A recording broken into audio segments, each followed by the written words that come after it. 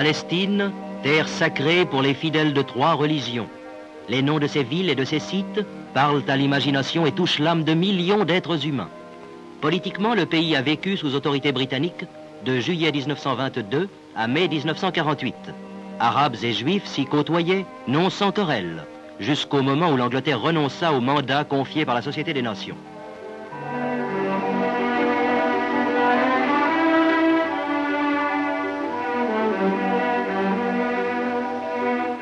Le 14 mai 1948, les derniers contingents anglais quittent la Terre Sainte.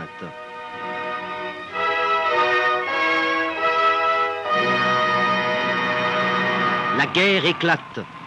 Une fois encore, dans des circonstances tragiques, les délégués du Comité international de la Croix-Rouge venus de Genève furent sur la brèche dès les premières heures des combats. Ils devaient tout d'abord sauvegarder les hôpitaux.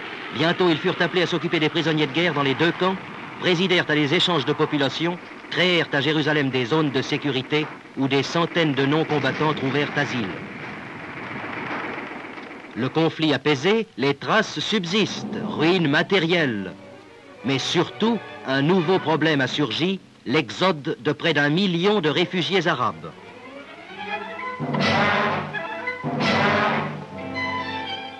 Chassés par les hostilités de leurs terres et de leurs foyers, les réfugiés s'entassent dans les ruines, utilisent les abris les plus précaires.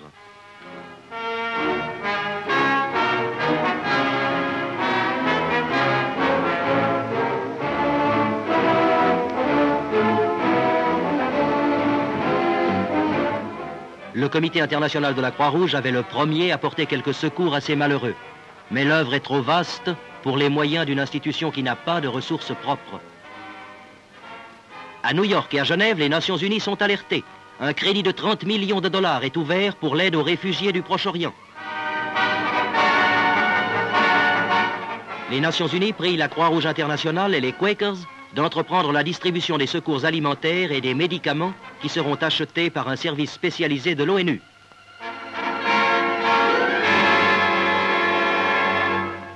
Les réfugiés au Liban, en Syrie et en Jordanie sont confiés à la Ligue des sociétés de la Croix-Rouge. Ceux de Gaza aux Quakers et les 450 000 réfugiés de la Palestine arabe et d'Israël seront pris en charge par le Comité international de la Croix-Rouge, qui crée d'urgence un commissariat à Beyrouth. Le CICR installe dans cette ville le siège principal de son commissariat pour l'aide aux réfugiés de Palestine, qui groupera près de 100 délégués, médecins et infirmières suisses, secondés par 450 collaborateurs arabes. Beyrouth est le port le mieux outillé pour la réception de ces vivres venus d'outre-mer.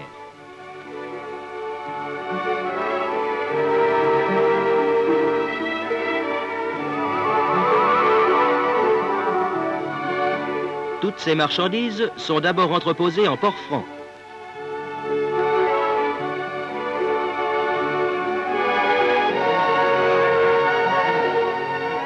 De Beyrouth, elles repartiront bientôt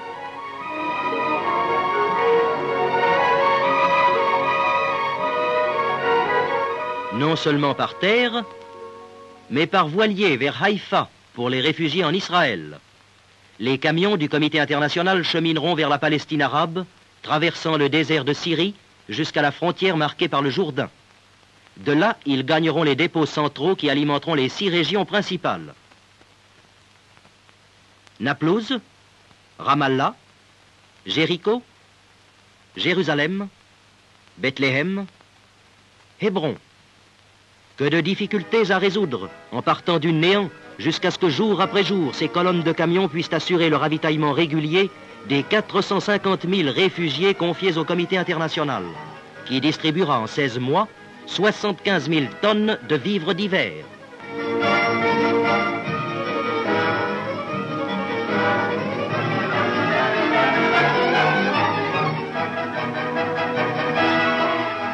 À Jérusalem, comme dans les autres centres régionaux, on installe un dépôt qui alimentera régulièrement ceux qui ont cherché refuge dans la ville sainte et dans les environs.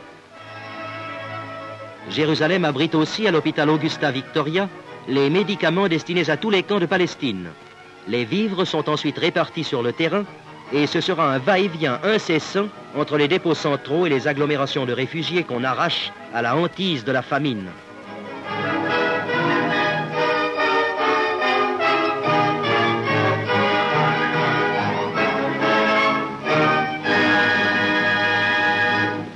ceux qui dormaient à la Belle Étoile, il faudra prévoir un gîte provisoire, dresser des tentes et distribuer plus de 150 000 couvertures.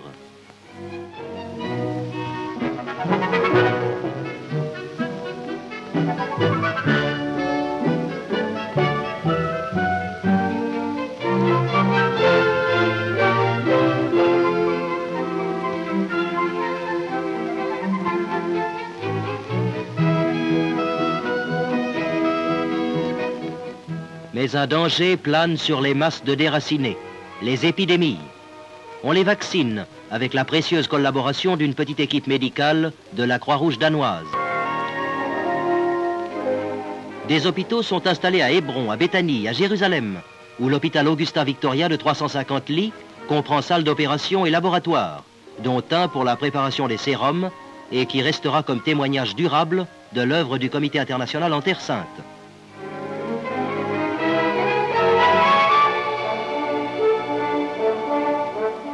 Les mères arabes auront acquis des notions élémentaires de puériculture. La mortalité infantile est en régression, celle des adultes n'a pas augmenté, en dépit des bouleversements provoqués par l'Exode. Le lait, fourni par le Fonds international de secours à l'enfance, est généreusement réparti dans les 153 centres de distribution créés par le CICR.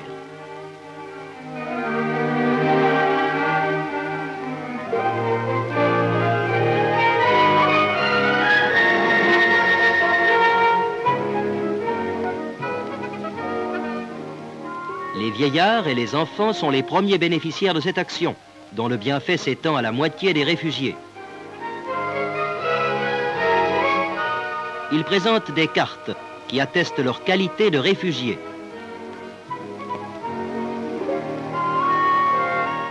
Pour obtenir aussi le pain, cuit selon la recette arabe dans des fours improvisés.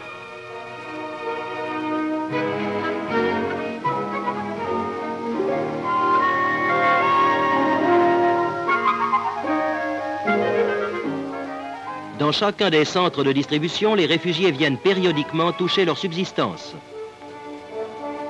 Une ration alimentaire composée de riz, d'huile, de graisse, de légumineuses et de farine qui assurent à chacun une nourriture d'environ 1300 calories par jour. C'est peu, mais cela suffit pour entretenir la vie et maintenir le corps en bonne santé.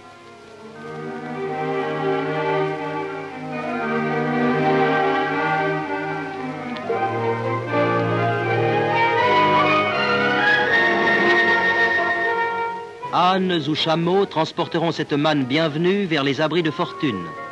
Le sort tragique de 450 000 déracinés s'est adouci grâce à la Croix-Rouge et aux États donateurs.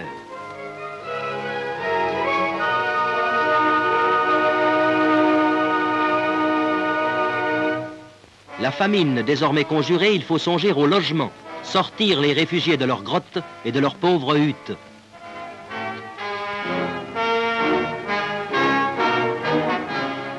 On procède à leur recensement.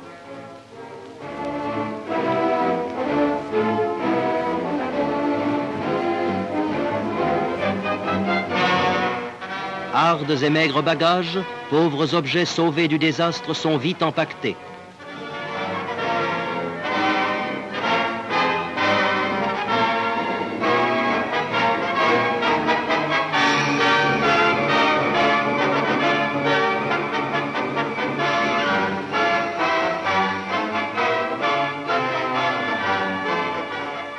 Et c'est le départ. Vers cette trentaine de villes provisoires groupées autour des centres régionaux où les réfugiés fuyant le territoire israélien et la zone des combats seront agglomérés.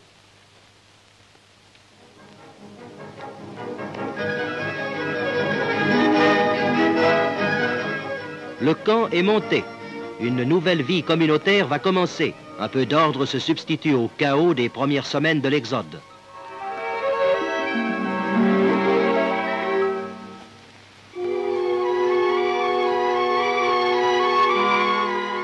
Le premier souci des délégués du comité international est d'écarter les épidémies. On désinfecte tentes et grabats. Sans oublier les réfugiés eux-mêmes qui se prêtent de bonne grâce à cette toilette pour eux nouvelle.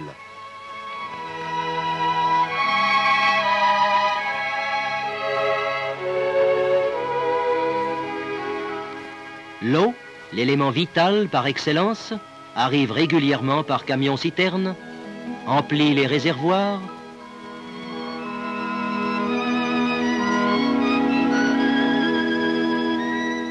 permet d'accomplir les travaux ménagers. Peu à peu, la vie reprend. Des jardinets se dessinent. Des boutiques apparaissent.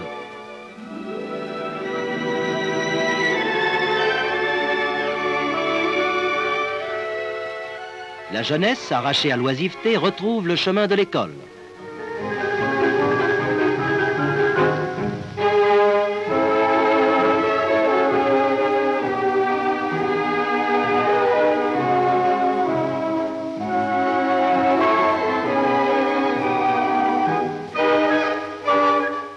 Chaque ville de toile compte sa tente polyclinique, son dispensaire où la maladie est inlassablement repérée et combattue.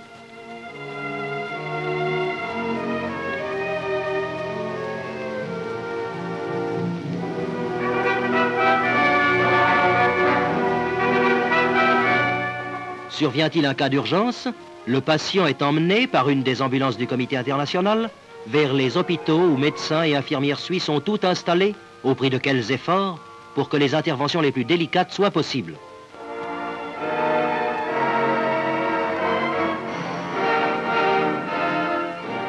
C'est au camp désormais que parvient le ravitaillement.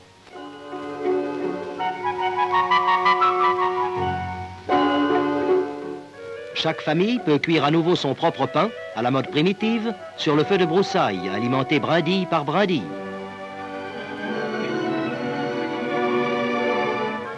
Des canalisations amènent maintenant l'eau précieuse. Les modernes jerrycans détrôneront-ils la poésie des amphores classiques?